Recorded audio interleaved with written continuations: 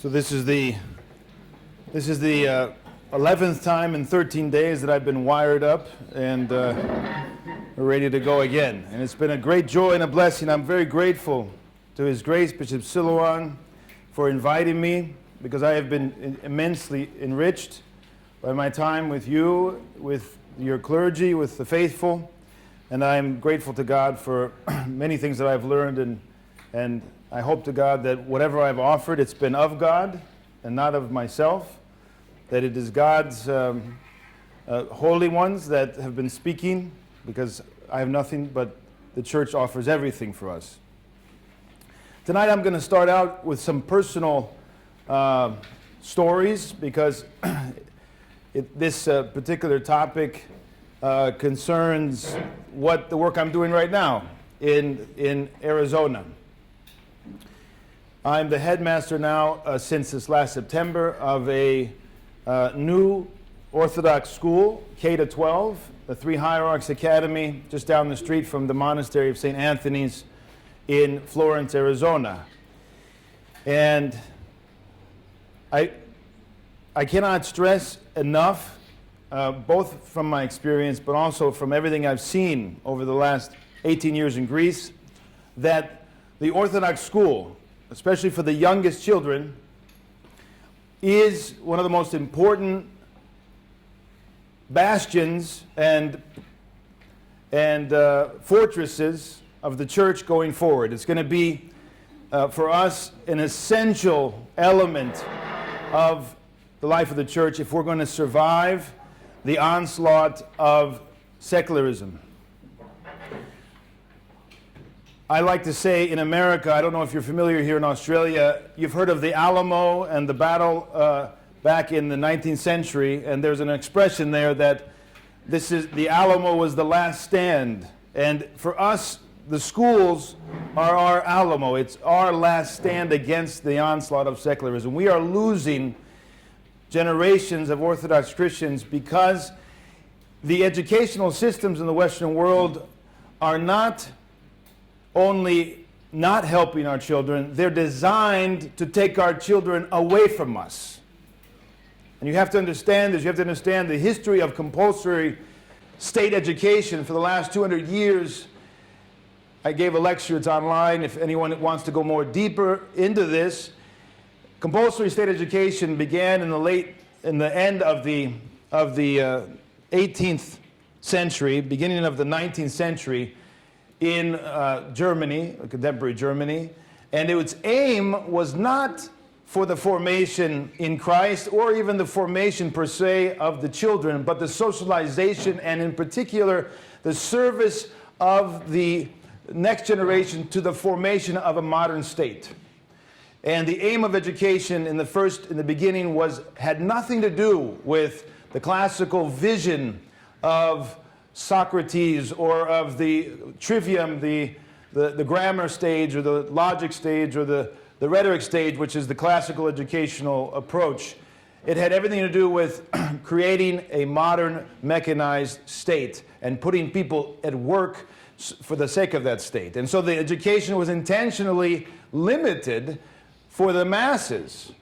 And only for the elite did they have a higher education. Over time, throughout the 19th century and early 20th century, especially with the totalitarian regimes of Mussolini, Hitler, and Lenin, you see an explosion of state education precisely for the indoctrination of the people into the socialist and communist and fascist systems. They saw it as an opportunity, again, to form and shape the masses. It was not about formation in Christ, anything but, it was the opposite.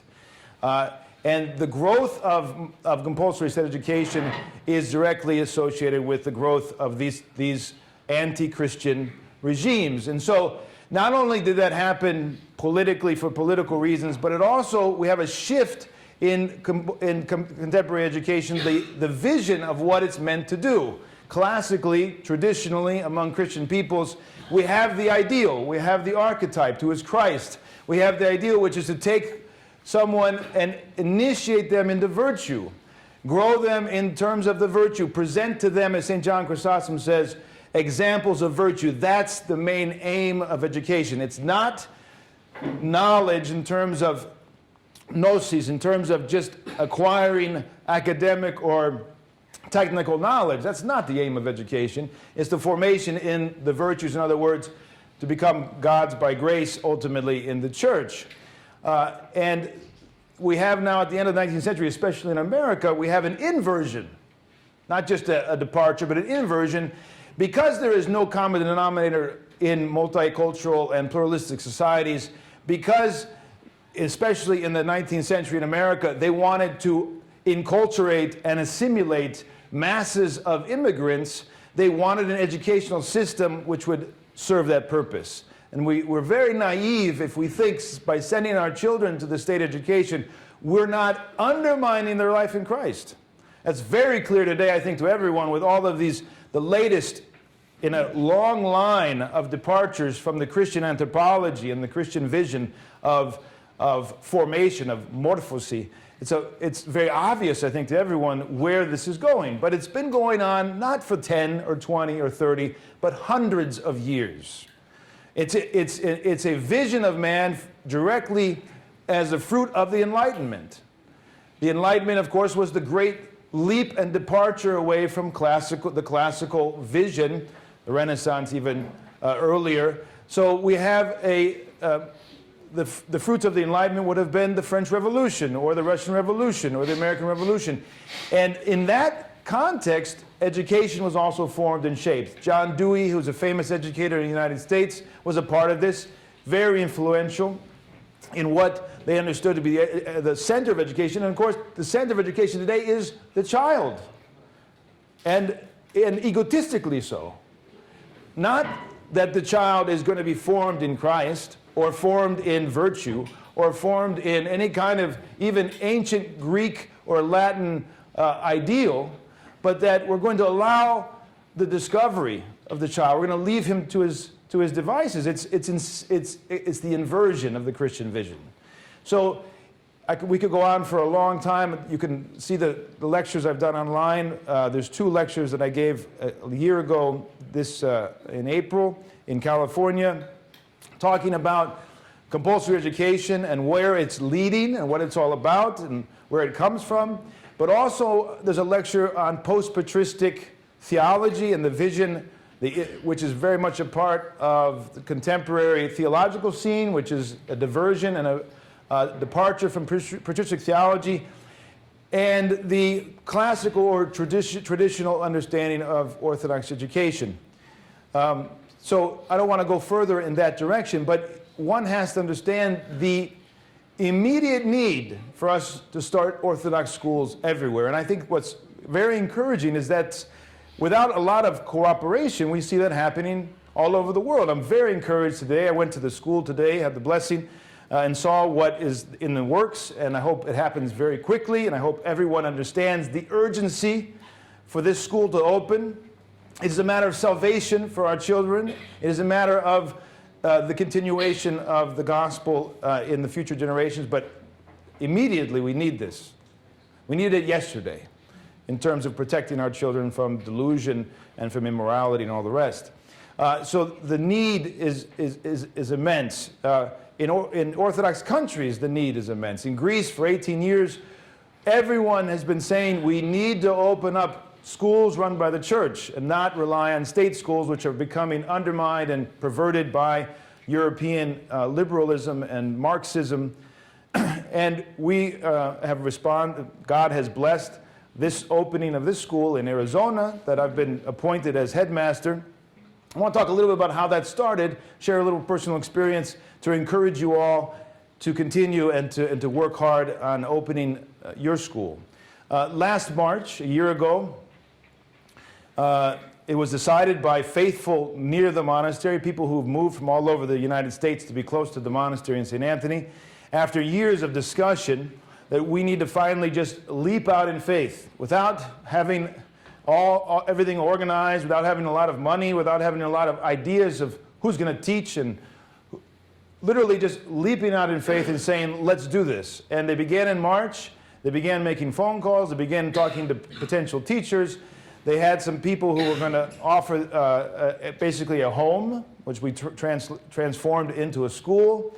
and very quickly developed whatever we could in terms of a curriculum and the books we chose, and things were thrown together in almost overnight.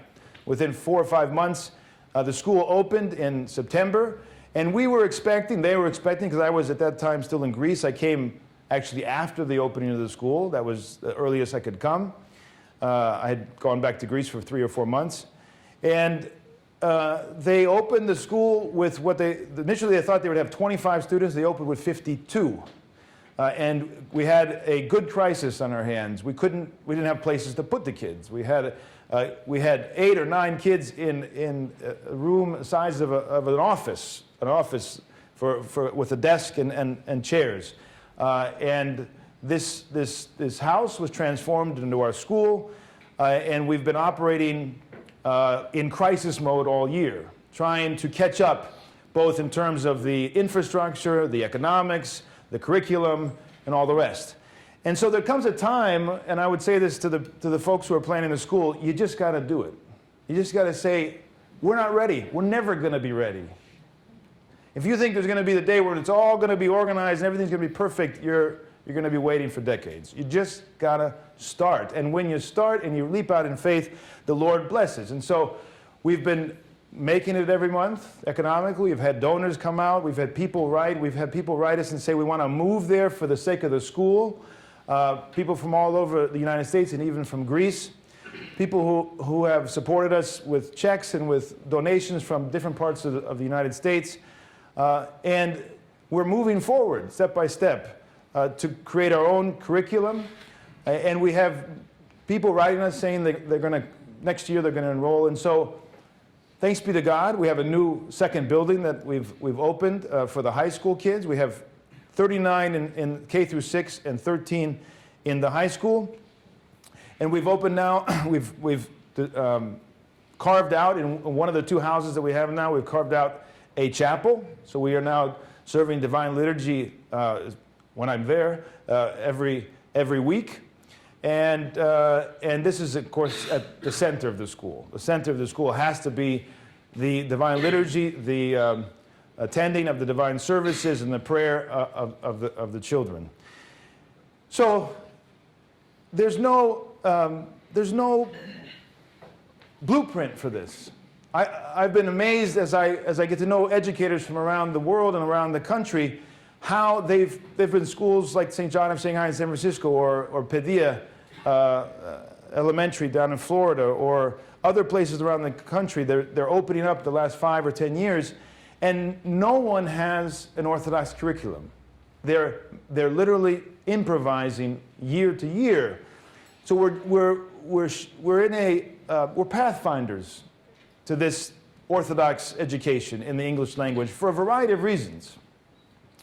Because Orthodoxy is new in the English-speaking world, because Orthodox schools, for the most part, in traditional Orthodox countries, either were not operating for most of the 20th century and under the communist regimes, or they've been following Western models in those countries which were influenced by the Western mentality and the non-Orthodox mentality. So there's aspects of Orthodox theology, curriculum everywhere, but there's not a unified, thought-out Orthodox curriculum. And so we're having to embark on that, and we're working with people in different parts of the country. And I think we're going to be working together, I hope, with you and your educators as well. We need one another. We need to work together if we're going to make this happen.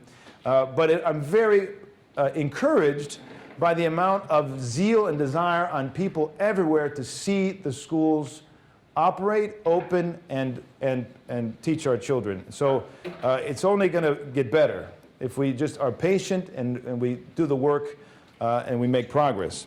So that's a few words of introduction. I'm happy to answer more practical or personal questions after the talk. I want to present you the next two sections, a little bit about the theory and then about the practice of what I think goes into an Orthodox school. And of course, as I said, this is a work in progress. So you might talk to me in a year's time and I might have amended this. But from what I can tell, from meeting and talking to other educators, this is what we have at the time, for the time being. As I said, there's two schools of thought in terms of education. There's the public Western model that has essentially been developed since the Enlightenment, especially over the last 150 years, which is definitely not an expression of the Christian vision, and that is something that we don't want to follow and we reject. And there's the classical education, which was formed structurally from the time of the ancient Greeks and was consistent throughout all of the Eastern Roman Empire, and it was picked up in the West as well. So structurally, we have some similarities with classical education in the West, but in many other ways, the classical education movement, which is very much alive today in America, it's been a renaissance in the last 25 years. There's hundreds and hundreds of schools that have opened up by Roman Catholics and Protestants in rejection of the public vision, the state schools, and they're projecting a classical education. I'm going to talk a little about what that is and what we don't like about it. Because again, the Orthodox vision is unique. It's not just a, as they would say, some people would say, Orthodoxy's like Catholicism without the Pope. Well, this is not classical education without, a few things taken away. It's a different vision. But the closest thing to that vision right now in Western society is classical education, as it's been understood by many educators today. So we have to begin there, and again, structurally it is also akin to what we've done in the past. So if you went back to the 14th or the 13th century, you wanted to see how St. Gregory Palamas was educated, for instance, or even back to the early fathers, you would see that the basic structure is the same. That structure is going to be, first of all, we need to say that it was all very, very intimate and like a family. It was never this mass education that we see today. It was, if you wanted to be highly educated in the 5th, 6th, 8th, 10th, 12th century in the Roman Empire, you would have a tutor. You would probably not begin education outside of your mother and father until you were 7, 8, or 9, or even 10 years old. The tutor would have come and been paid, probably to your house, or you would have gathered together with a few other people, a handful of people around that tutor. Maybe a little bit more if there was some particular state education for the purpose of serving the state. So we do see that in the Roman Empire. We see that there was a desire on the part of the state to have people who were well educated in law and in Latin and in Greek to be able to serve the purposes of the state. But there was a very small amount of people. Most people who were educated for the 1,000 years of the Romeocini, the Roman Empire, the Orthodox Empire, were educated by the church, and they weren't highly educated. They were educated in the basics. They passed through, if the stages they would have passed through following along the lines of the ancient Greek education would have been 3 stages: grammar, logic or dialectic, and rhetoric. Those are the classic stages as you see in both East and West, and even in after the Renaissance in the West. Let me say right off the bat, so what happened? Why do we have a divergence in terms of the vision of education in the East and the West, between the Orthodox and the West? Well, the Renaissance happened.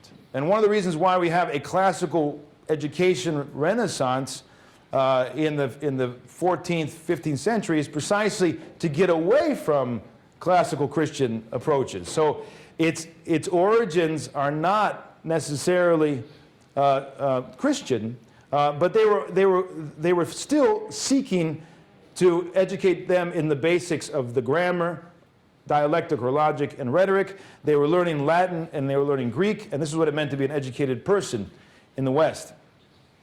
But there was small groups. There were always small groups, and it was personal, and it was a tutor, and you were learning from that tutor everything.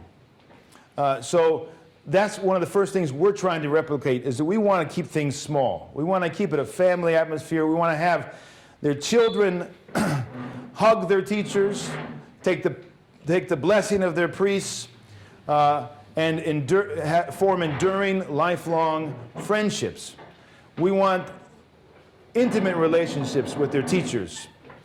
And this is how, as I said, education was characterized for most of history. Small groups of determined students gathered around their tutor, learning from him not only a narrow corridor of knowledge, but lessons for all of life. The second thing that is key in a traditional classical Orthodox education is the partnership with the parents, and we also put that forward first and foremost. We understand that the person who's chiefly responsible for teaching the children, the chief pedagogue, is the parent. And we serve the parent, not the other way around. You see, in compulsory education, in state schools, in socialist settings, we have the idea that the state is responsible for the education. And so even in Greece today, it is illegal, formally, to do homeschooling, because they consider that as their responsibility, the state's responsibility. So that is something that's very different in America. America, surprisingly so, in some ways, all 50 states have confirmed that the parents are in charge of the education of the children, and not the state. And that's why homeschooling in America is flourishing. We have 2.4 million children in America who are homeschooled. And there's a tremendous treasure of resources available online and in local communities. They're getting together many times. Orthodox and Christian and Protestant and Roman Catholic are getting together in co-ops. They're working together to educate their children. And today we see a flourishing of online classical education sources. So you can go sign your children up, pay a fee, and you have twice a week through the internet a personal live teaching with a teacher. Could be 20, 10, 15, 30 kids in that classroom. You see online the kids who are there, their names are there.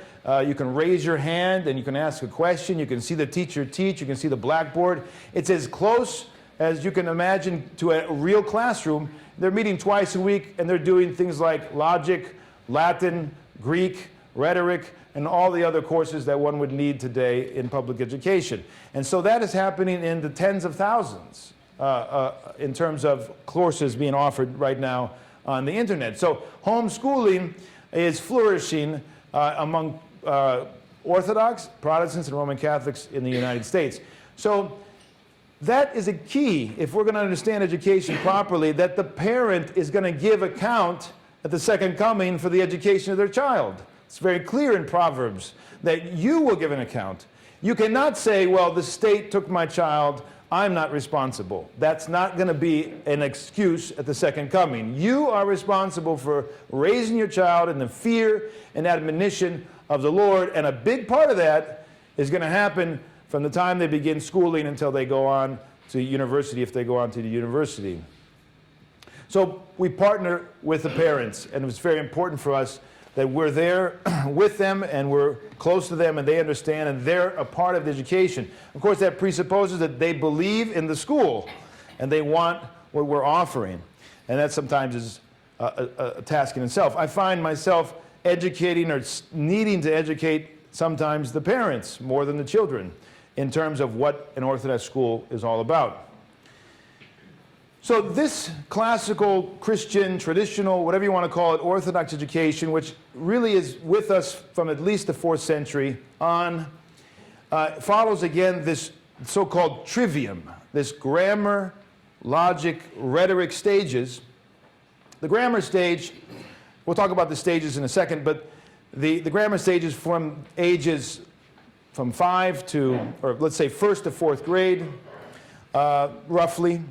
The dialectic or logic stages from 5th to 8th grade, and then 9th to 12th would be the rhetoric stage. And we'll talk about a little bit what that means.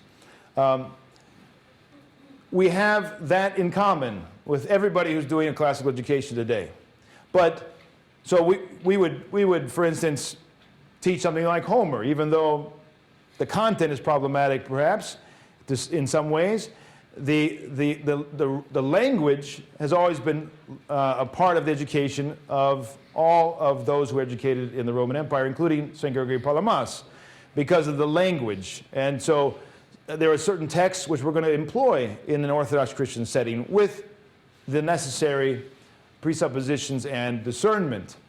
But in many ways, Western classical education diverged from Orthodoxy and does not express the Orthodox phronema. And it's both in terms of the end.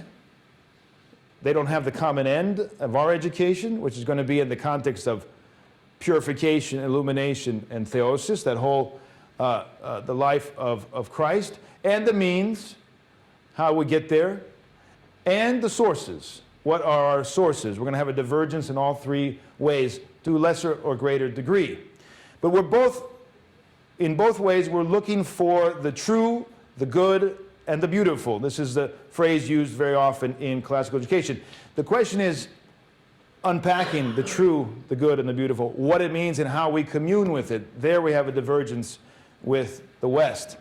In the West, there is the so-called great books. The great books were more or less invented and created in the early 20th century, and it is a list of what you must read if you want to be an educated person. That's how they describe it. In other words, the great books are those immensely important texts written by philosophers, literature, authors, theologians, historians, and all the rest. And that forms the core and the sources for education. The problem is in the West that those great books from the schism on are going to be books that we're not going to want to have as listed as great books for us.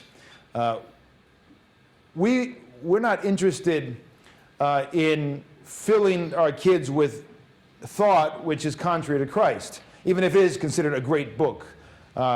There'd be a lot more reticence on the Orthodox part of including, without discernment, all of these texts, whereas in the West, there's not that kind of discernment present many times, and so those books are included, and those ideas are discussed. Sure, we're going to encounter those, sure, we're going to debate those, but it's going to be more limited. And we have, in any case, our own great books which are ignored in the West. Our writers, which have been never understood or forgotten. So there's a gap in the West between Augustine and Aquinas, for instance. We have St. Maximus the Confessor, St. Simeon the Theologian, St. Photius the Great, which is not present in the great books in the West. Or even after the schism, totally ignored in the West, you have St. Gregory Palamas, St. Nicodemus the Hagarite, St. Seraphim of Sarov, and all kinds of other writers. In Greek, you could include somebody like Papadiamantis, or in Russia, Dostoevsky, although many times Dostoevsky, you can find him in the West as well. So the sources differ. And then also our goal, our ultimate goal, and the means of attaining that differ. So we're not interested in what's called the great conversation. You know, this great conversation that's been happening in Western society between philosophers, theologians, and scientists per se. That's not our main interest, whereas that oftentimes is in the West, where they want to become a part of this great conversation of intellectuals. That's not really our goal. We want to have a great conversation, a truly great conversation, but not because we engage every prominent thinker, but rather because we are engaged by exceptionally inspired discourse of heavenly origins.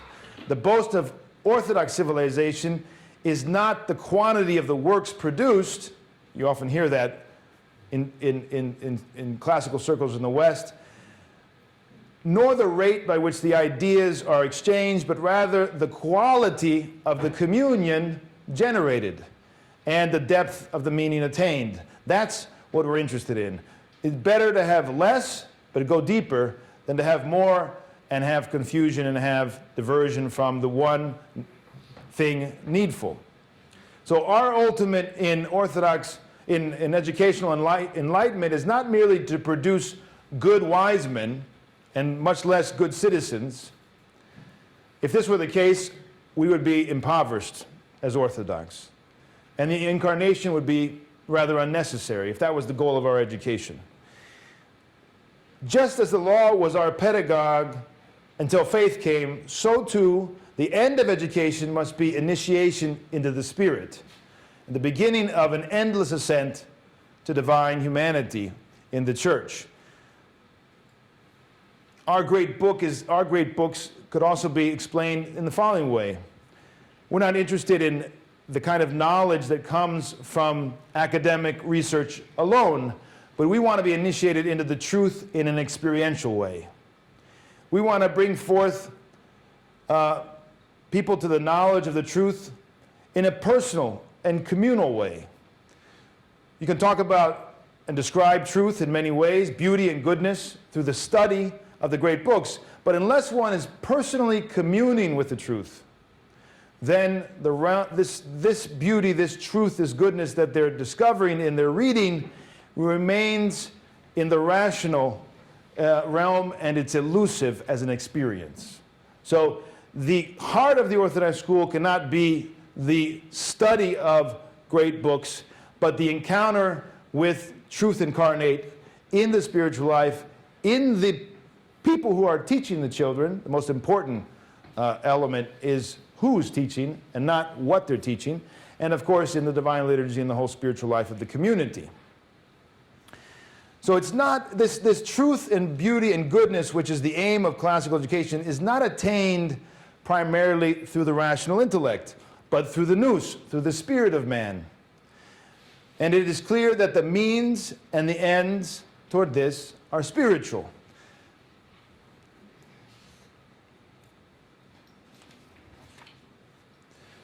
So our educational paradigm is shaped and determined by our Orthodox soteriology, what salvation is about, by our gnoseology, or our understanding of knowledge.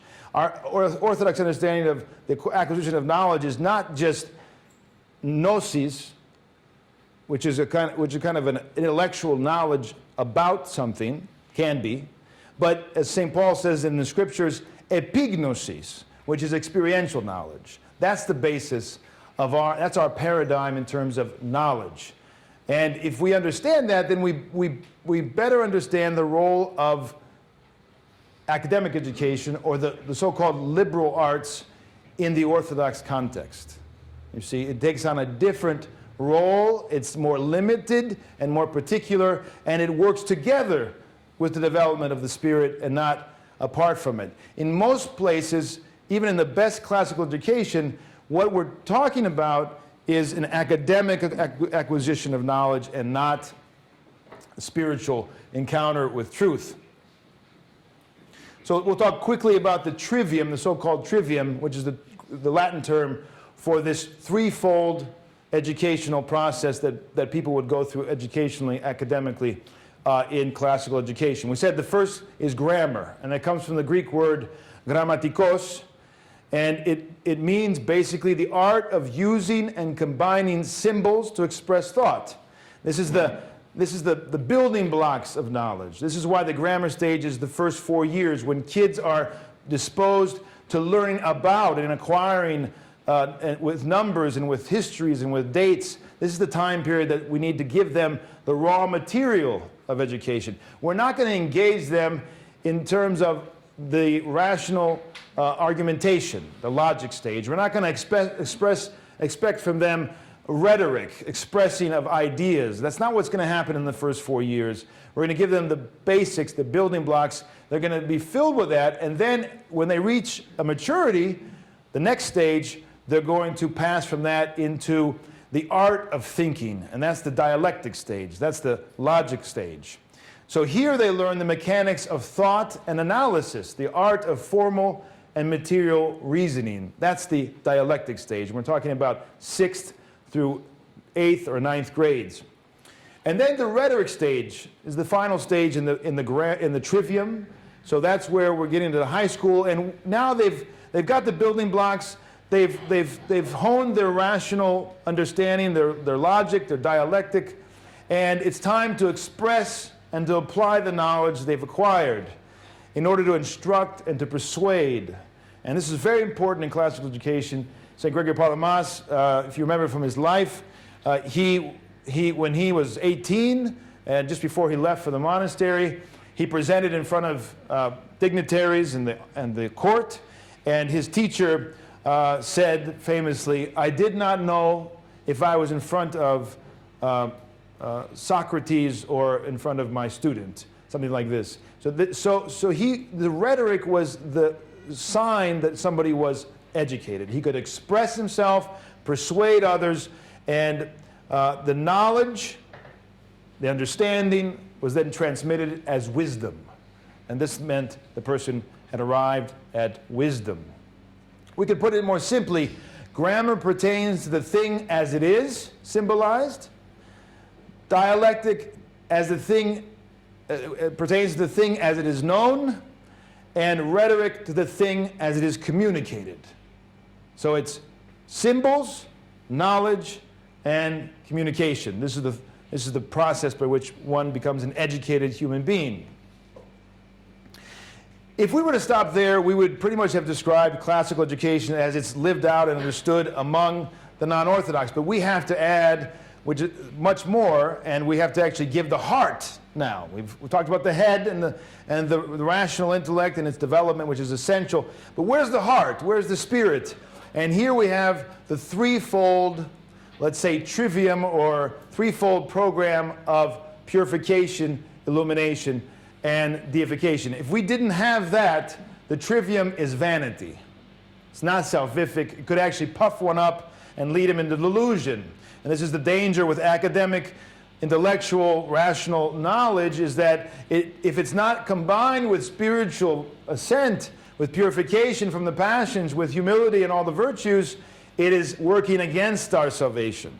And so it's key that at the core of our Orthodox school, we have the spiritual trivium, or spiritual threefold process of formation.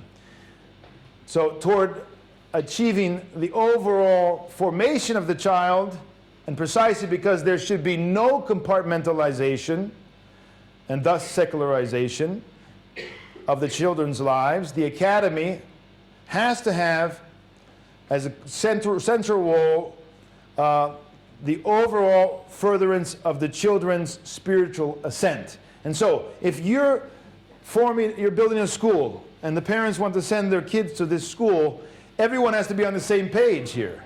If they're expecting their kids to go just to a better school, a school that does things in a nice Orthodox context, but they're not expecting spiritual formation, then what are we doing? We haven't done an Orthodox school. We're not on the path of Orthodox education. The core has to be the therapy, the restoration of the spiritual, of the spirit of man, the nous of man. If the academic trivium is meant to bring the rational intellect to a knowledge of creation, the spiritual trivium is essential for the spirit of man, the nous, to come to an experiential knowledge of God.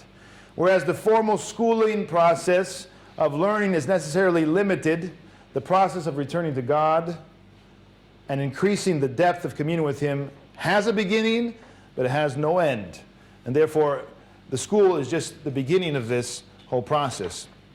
So when the ultimate aim, the ultimate goal of salvation in Christ is purposefully sought in the spiritual process of purification, illumination, and glorification, then the academic trivium comes as a firm support and itself finds its fulfillment. So these two have to go together. It's like body and soul. Otherwise, you do not have an Orthodox school. What's the aim of a traditional Orthodox education? Simply put, within the Orthodox fullness and the freedom of Christ, a critical and creative thinker is in a position to decipher the zeitgeist, the spirit of the age. So we're teaching people not just what they need to know. We're not just preparing them to be a part of a system to get a job. We're teaching them how to learn and continually learn throughout their whole life. Learning how to learn. That's what's going on in Orthodox context. We're freeing them so that they can be themselves free of the shackles of this age. To throw off the shackles, to make the faith and truth of the church his own, to live for Christ with his whole mind, heart, and soul. That's the goal of an Orthodox education. It's exactly the opposite is what my experience, my understanding of state compulsory education. It's not to free them, but to enslave them and to make them a part of the system, which is the system ultimately which will serve the Antichrist at the end of the day. So we have to be very clear the goal of our school, and that is freedom from the shackles of the age, not simply preparation to serve the society which is being formed. One of the methods, the key methods in this whole process is, and I think it's an important method which has to be, let's say, baptized by the Orthodox, but it is an important method for creating creative thinkers, and that is the Socratic method. The Socratic method, which, if it's done correctly, far from encouraging, let's say, thinkers that do not have a goal, because many people think of the Socratic method as just getting together and everybody telling their opinion. Far from it. Obviously, Socrates was not about just the opinions of others, but about the truth. So the Socratic method is a way of taking that inner discussion that's going on in the student and directing it toward the truth. It's a methodology which is very important. Enough on the theory of the curriculum and education. Let's talk about some practical aspects, and then we can open it up for questions and answers. I'm going to give you what I think, and I'm going to take largely from an important Orthodox academic educator today. His name is David Hicks. He's written a book called Norms and Nobility. I highly recommend it. Anybody who's going to be your academic dean or chair needs to read it at their school. Norms and Nobility. He was an educator in the classical Western context for decades. He was in Athens, and then now he's back in America. He became an Orthodox Christian, I'm not sure when, maybe about a decade ago, and he's been writing and talking to Orthodox people about an Orthodox education. And so largely, I'm going to take from him because I like it, and I think it's expressive of the Orthodox phronema on this question.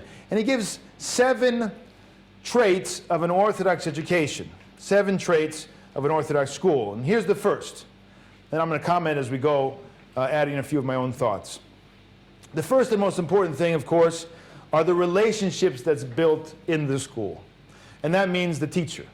The teacher is the most important. If you have a school that has teachers who are not living the spiritual life, do not have an Orthodox phronema, do not understand what the end of Orthodox education is about, you do not have an Orthodox school. The school is as good as its teachers.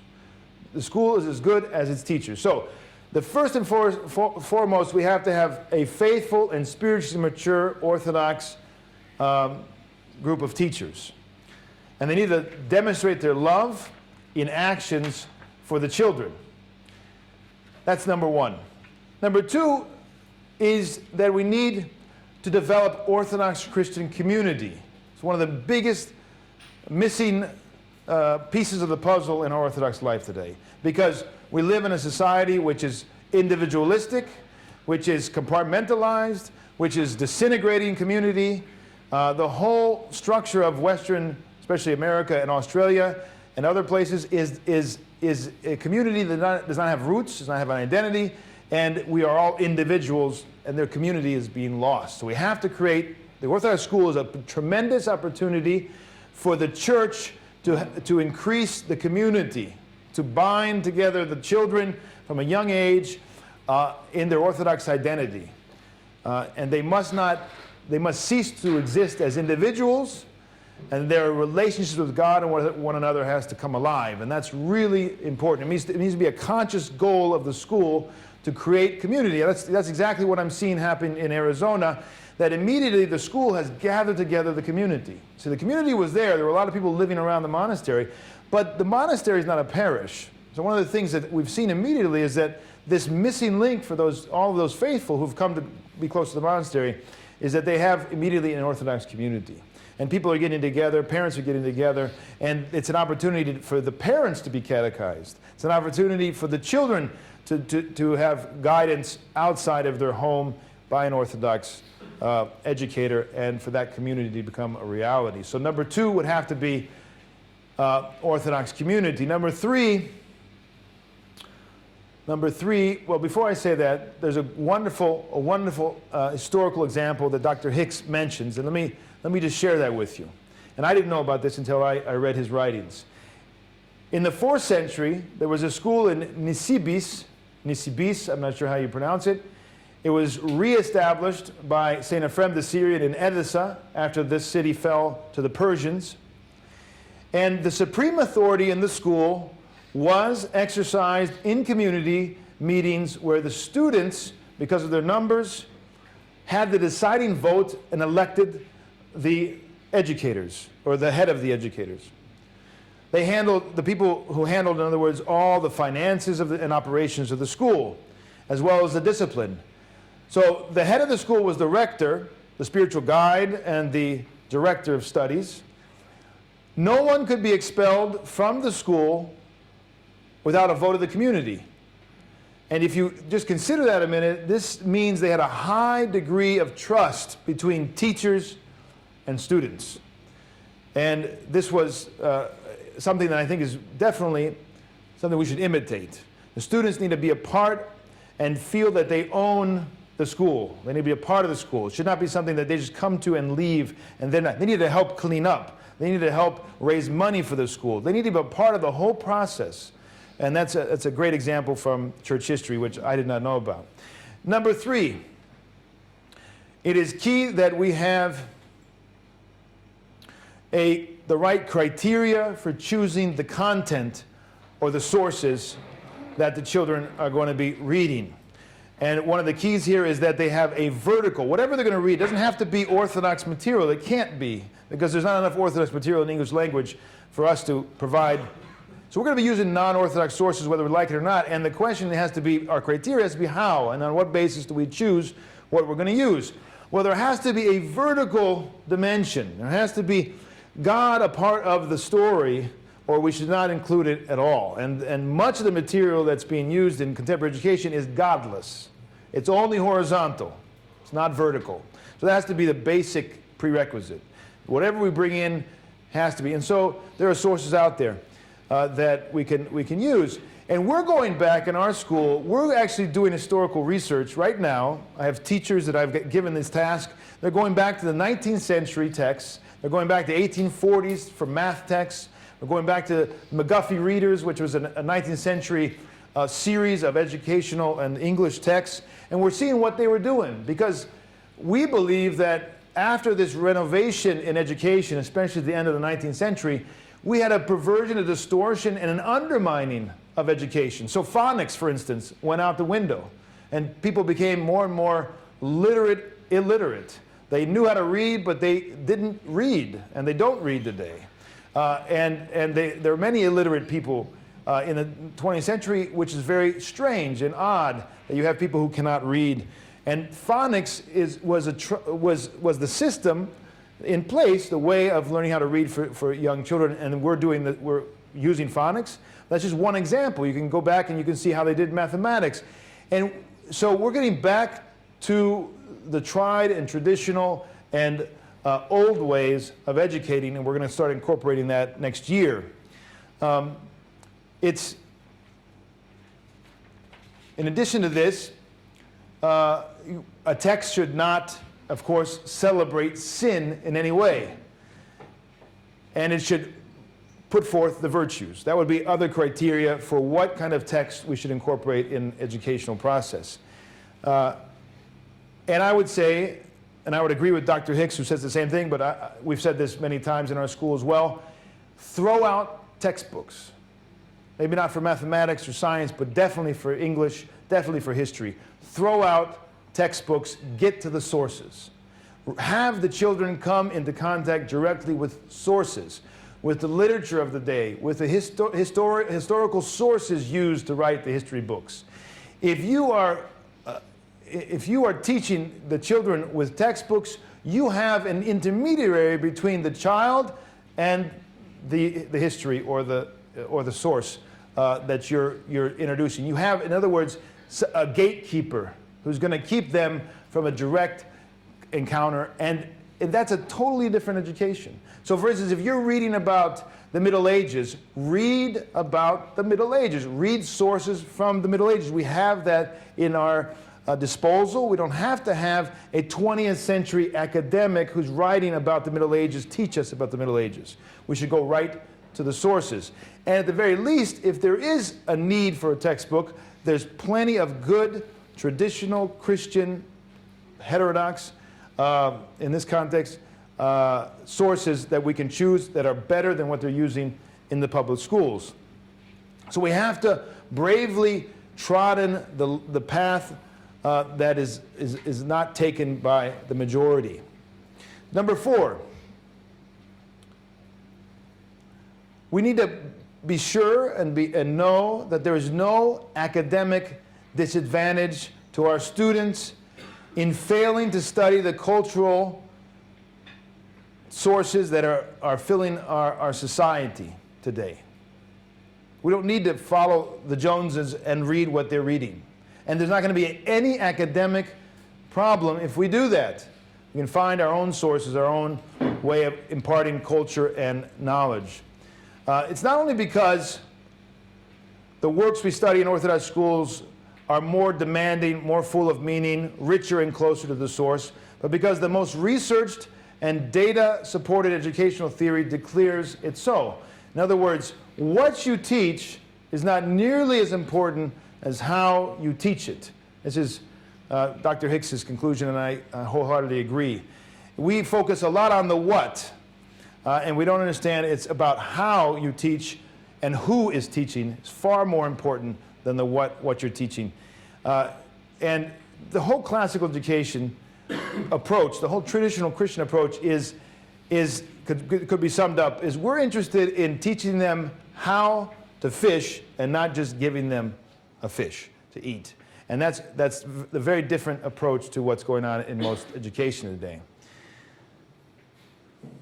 Dr. Hicks says the following, which I like to quote. It's very good in terms of rational thinking, critical thinking, problem solving, which of course is an aim of the school.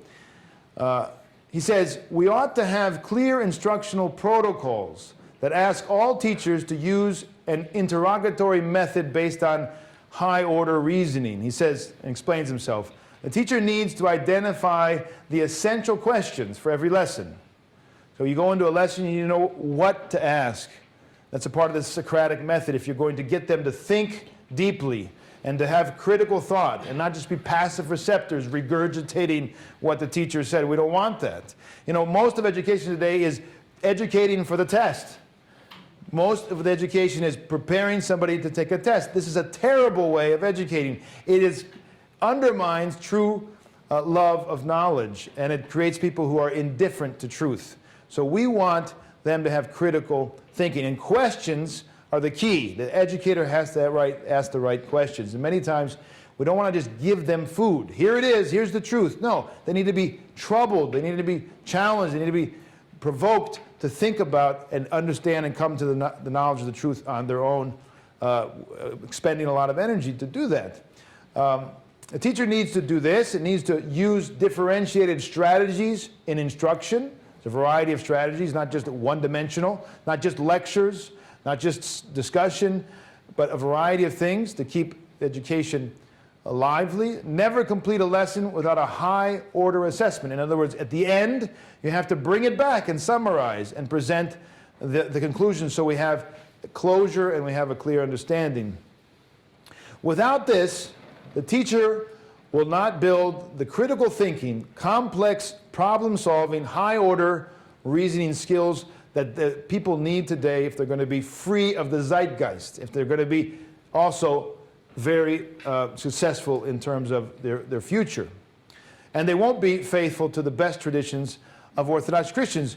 He says, remember, we are nurturing humans, not automatons, I should say. Creatures whom their Creator made in His own image with reasoning minds and free wills. The conclusions that our students come to after having weighed all the evidence and heard all the arguments are those that will guide them against the intellectual fads and fancies of the world, at the same time as providing them with the critical tools to tackle any new topic or question with confidence and discernment. And yet, at the same time, and this is number 5, we have 5, 6, and 7, and then I'm going to open it up for questions. At the same time, Dr. Hicks says, we have a theology of history. We have a narrative that culminates in the Incarnation, starts with the Incarnation and culminates in the Incarnation, Passion, Resurrection, Second Coming, all of these events in time that made everything new. So we're not just wandering through history. We have the Alpha and the Omega. We understand where we're coming from, where we're going. And I would say at the center then of everything has to be that we organize the school along the church calendar. It's feast and it's fast, it's saints' days, it's readings from the gospel, epistles, the lives of the saints. This is a part of our school curriculum, our school life. It ought to some extent reflect the prayers of the church. The books we study should either draw on the themes of our narrative and God's redemptive work in history. They should call attention to the shallowness and the emptiness and the depravity of the world absent God, the godless world that we live in, and the hope and the redemption in Christ. It needs to have both. You can't just talk about Christ and have a positive assessment. You do need a critique. You do need critical thinking. You do need, at times, even, I would say, this is my own addition, mockery of the absurdity of much of what is passing as civilized society today. The children need to have that protection. They need to have that critical thinking. I've introduced at the high school, for the high school kids, last semester I taught this, the Orthodox Survival course by Father Seraphim Rose, which I highly recommend you all read, as it is an assessment of the whole process of the apostasy, how we've arrived, why we've arrived, and how we've arrived at what we have in the Western world. It goes back all the way to the schism, and he explains step by step the process of dissolution of the Christian vision in the West, and it is all connected. It's not at all isolated. What we're living in the 21st century is connected all the way back to the 11th century. Father Seraphim Rose lays it out, and it's online. It's free for download. Orthodox Survival course. These were lectures he gave to young men in the 1970s, and it was a fruit of all his research that he had done before and after becoming an Orthodox Christian. That's the kind of thing that we should bring to the Orthodox school. That kind of critical thinking, that kind of Orthodox phronema and worldview which assesses everything and gives us the Alpha and the Omega. If we don't have that, then we are lost in history. We will not understand what's happening to us. We will not understand the society we live in. And if our children go out there without that understanding, they're going to be victims of this zeitgeist, of this spirit of the age that we're living through.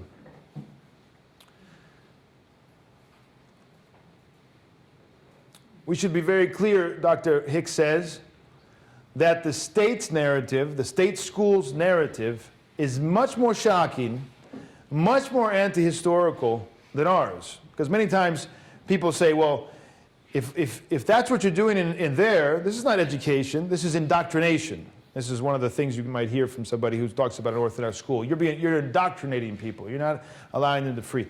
And in fact, it's just the opposite. They're getting indoctrination in the state schools. We're not more doctrinaire than the state schools, wherein religion is prescribed topic. You don't talk about God in the state schools. He's never mentioned, and of course, God as the God of history is not a part of the educational process. So we are far freer, and we actually free people from the chains. And so we should not have any kind of complex that we need to, when people accuse us of teaching doctrine and teaching a vision of the world, and as if they're not doing the same thing in the state schools. They're doing it, and they're bringing people into nihilism, hopelessness, because there's no God, there's no end point to their life without God. The sixth point here, and then we'll quickly end with the seventh.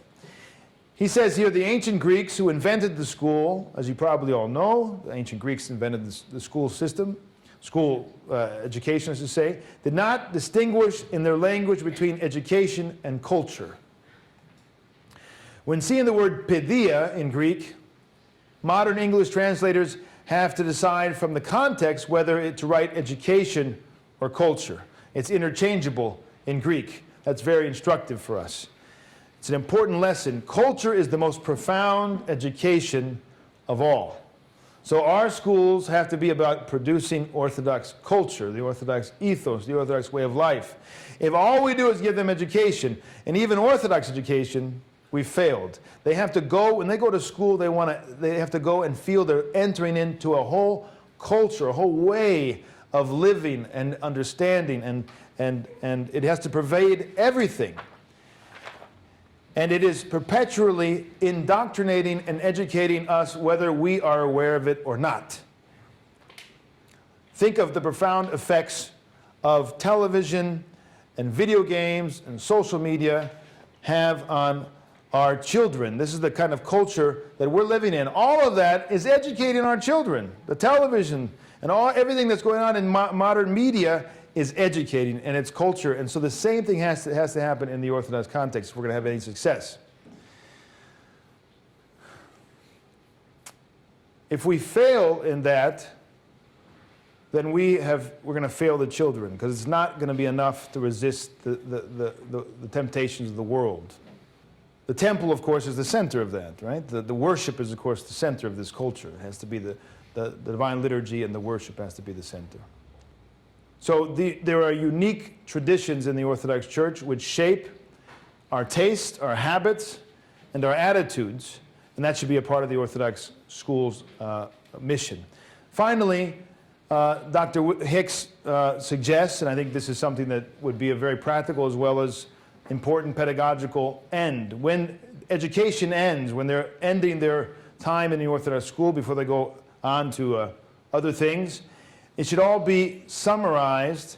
It should be a culminating course of reflection back upon all that they have learned.